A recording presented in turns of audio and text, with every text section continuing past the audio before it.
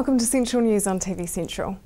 We've seen the destruction caused by the Canterbury earthquake. Now a top property consultant is warning landlords all over the country to strengthen their buildings, now to save money in the long term. Amy spoke with Graham to find out how the seismic standards may change. Well, construction in New Zealand is covered by the Building Act 2004, which covers all forms of construction in New Zealand. In turn, the Building Act references a number of what are called New Zealand standards. And there's different standards for commercial property and for residential property. What we do know is that from the outcomes of the earthquakes in Canterbury, that work is now being done to look at the standards and see whether they can be improved either in total or in part. We know already, for example, that one of the housing standards has already been improved, and we're likely to see further improvements going forward. Why is this change looking like it will go ahead? Well, simply that standards never stand still. They're always improving. Authorities and governments around the world are always looking to improve construction standards as we learn more about how buildings respond to earthquakes and how they perform under different conditions. So it's a constantly changing thing. We know that the research is being done at the moment to look at how buildings performed coming out of the earthquakes in Canterbury. And that learning will be ploughed back into how the standards can be improved in the future. What are the key parts of a home that need to be strengthened? Oh, you can't say for sure because all homes are different. You've got timber-framed buildings, you've got masonry buildings, you've got unreinforced concrete, you've got reinforced concrete, so they're all different. But basically, in New Zealand, most houses are in fact timber-framed, and luckily for us, timber-framed houses perform very well in earthquakes. So generally speaking, most timber-framed buildings are already what's called very resilient. They bend and flex when an earthquake occurs. The buildings that are more difficult are those made of unreinforced masonry, typically older masonry buildings, older brick buildings.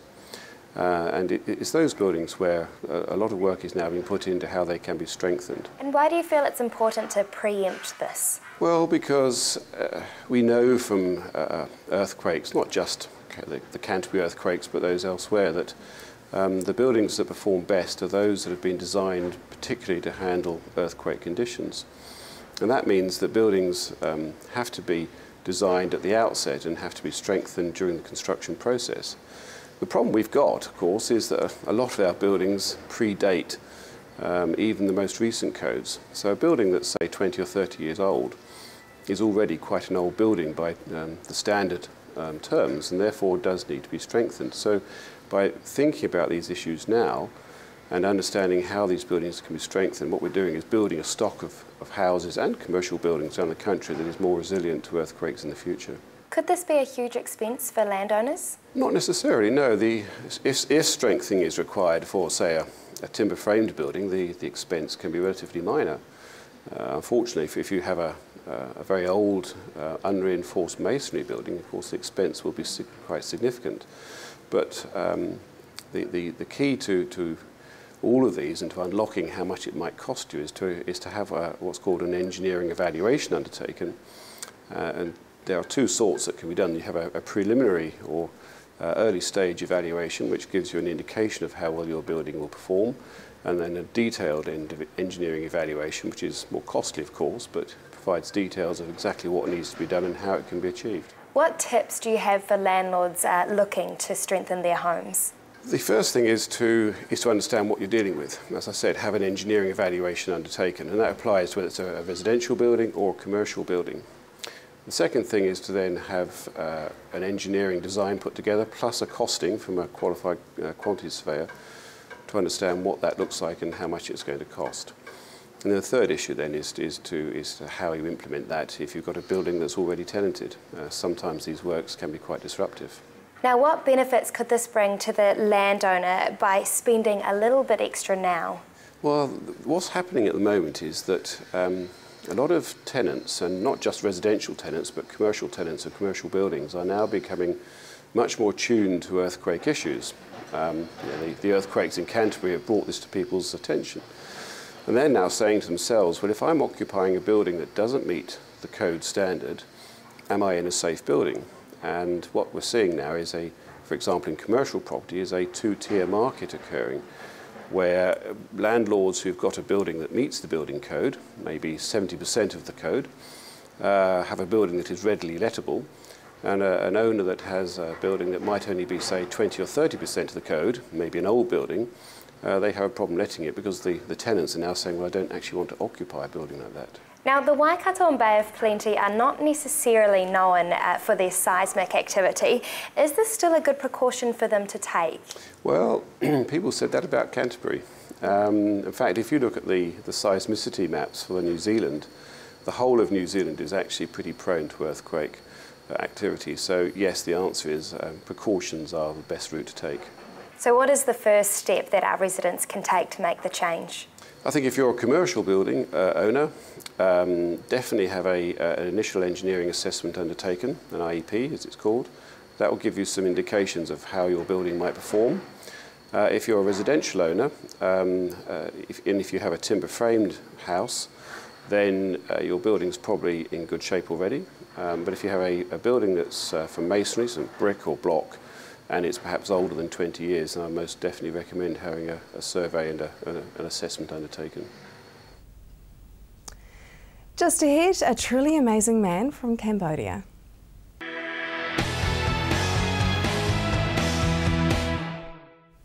Welcome back. Bailey spoke with a man from Cambodia doing amazing things. Bertie, you work with a YWAM, a Christian ministry-based program helping communities around the world. Which community do you work with? I work with in Cambodia, and in Cambodia we have a province. So I work in Kampot province. It's the west of the country. And what have you done there for that province? We have been teaching English to the community, building a school, and building the orphanage and feed them, and also driving for them. That's great. Can you tell me more about YWAM and what their goal is? The goal of YWAM is just to reach out the gospel to the community, and also let the people in community have opportunity to study. And how did it all begin for you? Why did you get involved in YWAM? I involved with YWAM by joining a school called DTS, Disciple Training School, for 6 months. For 3 months learning a lecture and 3 months outreach. And after that, God calling me to start in the community.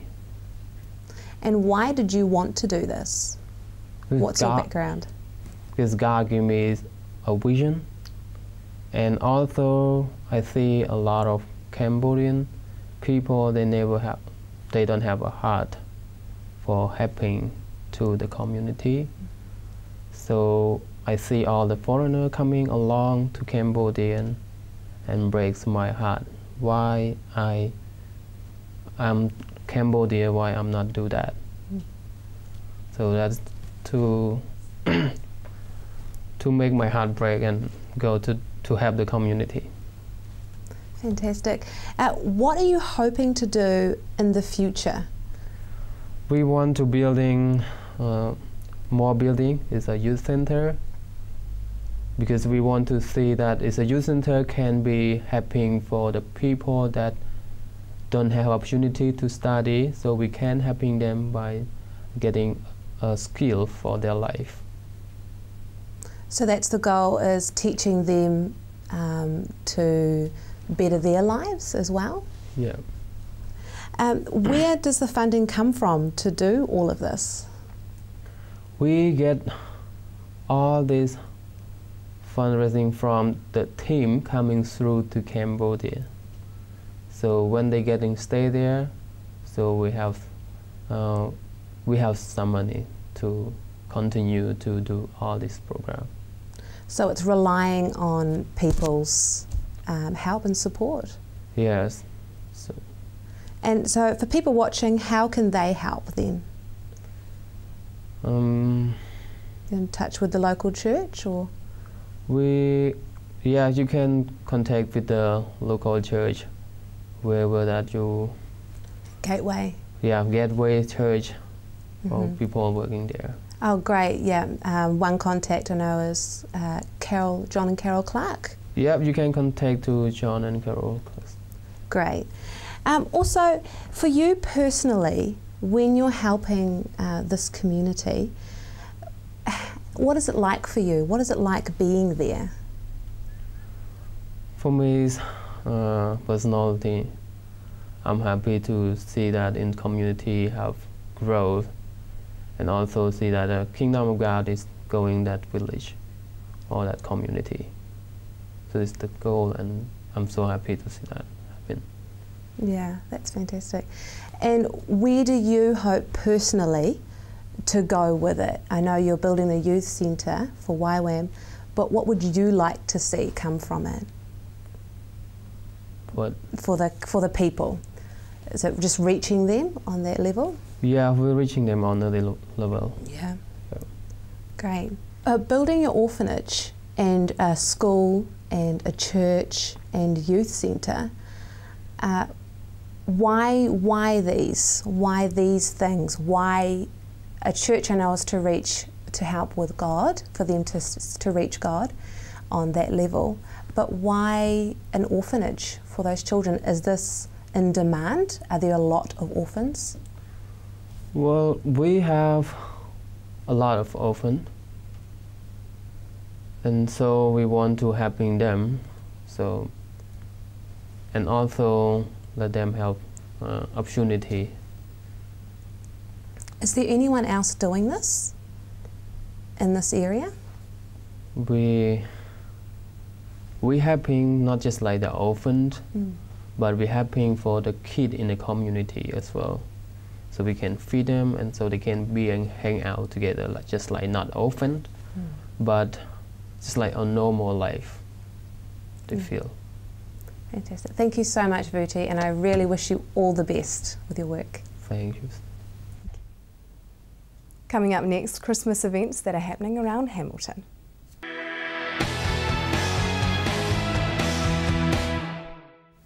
If you have just joined us, welcome to Central News. Christmas is nearly upon us, and people from around the region are getting geared up to join the festive season. Amy talked to some of the organisers about some upcoming events.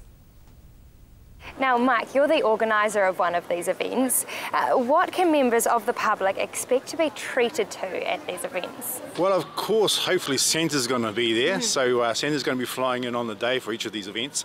But we're going to have also sort of a lot of fun activities and different sort of bits and pieces happening. For example, at Fairfield Park, we're going to be having a mural painted celebrating our little community there.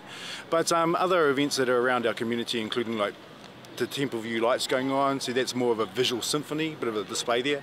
But a lot of the local community events are more around celebrating what's been happening in the community, inviting all the tamariki in and all the whānau from around that area just to have a good time and spread the Christmas cheer.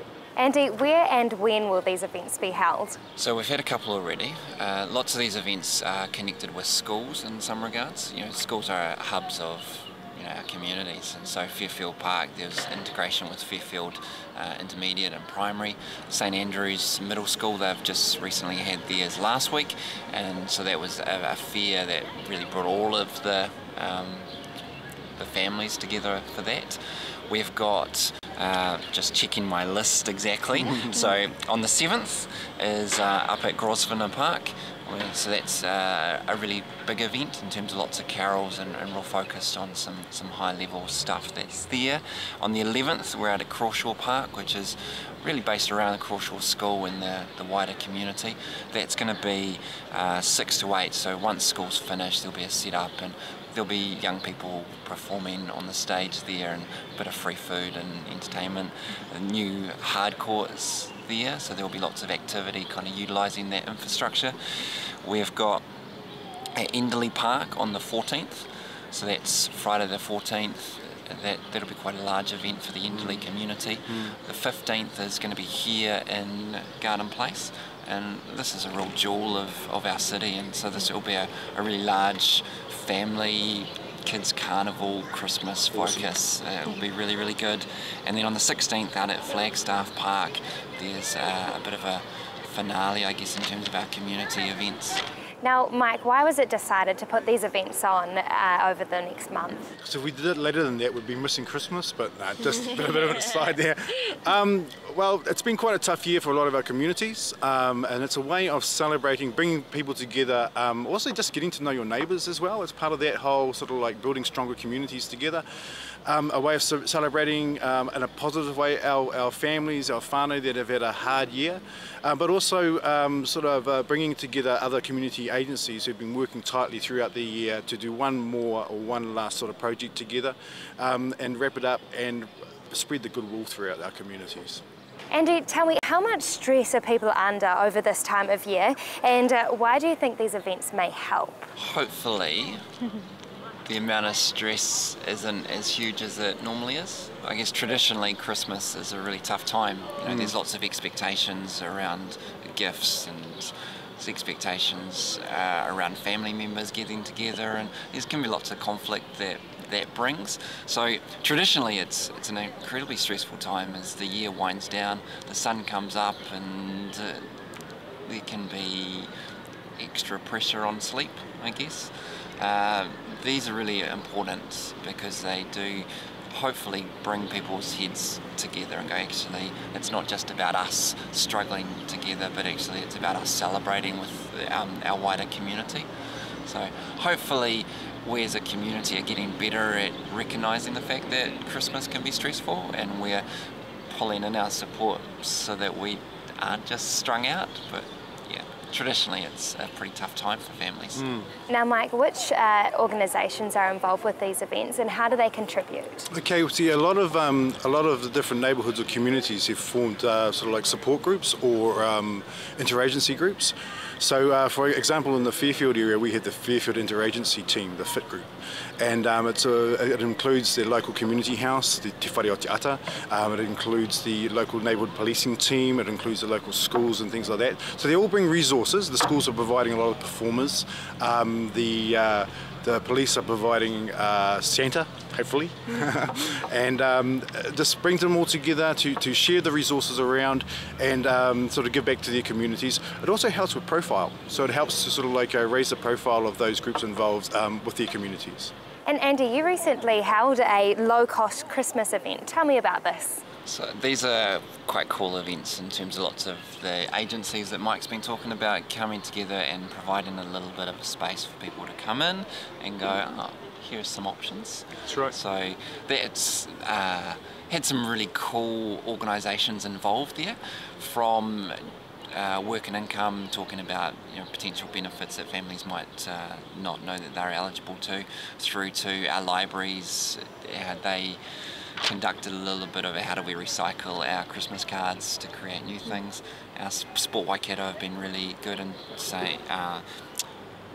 giving the example of what some cool activities that we can do as a family are, how we can entertain and keep our young people active. Yep. Lots of cooking ideas, and gift ideas that are pretty fantastic but low cost. Yeah, so we had one of those out west with the Western Community Centre, and another one up at Puketi Neighbourhood House. Hamilton City Council are really key players in making sure that the agencies are coming together and it's really friendly and welcoming. It's a real hospitable space that people come away with great ideas for how to celebrate together. Make sure you head along to one of those fantastic events. That is the news for today. We really want you to be involved, so like us on Facebook and let us know your views. If you have your own news, including your own video and photos, go to our website and hit upload. Thanks for joining us. I will be back tomorrow night with more guests from in and around the regions. I'm Hilary Entwistle. Have a lovely evening.